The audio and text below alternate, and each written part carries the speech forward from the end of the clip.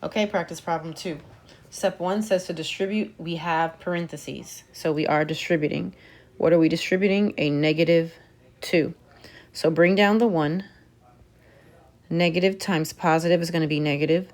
2 times 3 is 6. Bring down your x. Now we're multiplying by a -2. Negative times negative is positive. 2 times 2 is 4. Bring down everything else. Step 2 says combine like terms. Start on the left.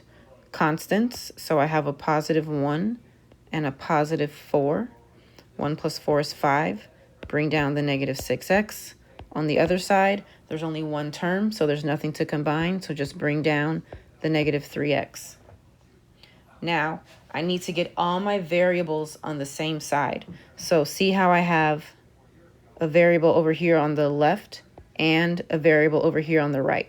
This is the first time we're doing this.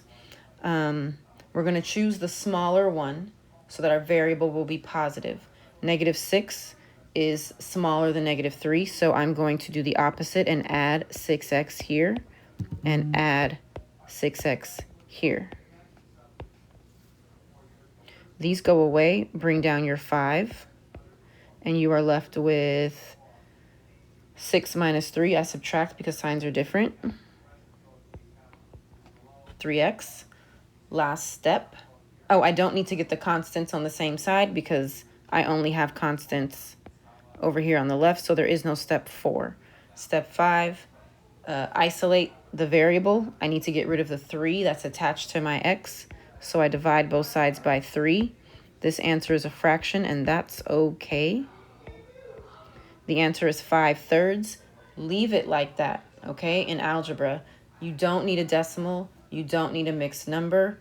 The reason why is because when we check it, you're going to have to turn it back into this improper fraction. So in algebra, we leave it alone. Please do not give me a decimal or a mixed number. I will ask you to change it. But that's it. What happened when distributing? What number did you multiply by? So in a complete sentence, to distribute, comma, I multiplied by -2.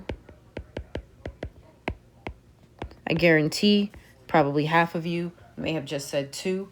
Please don't forget the signs. They are super important and they are attached to the number that follows them, okay? Minuses and negatives are the same thing, okay? So -2 is -2.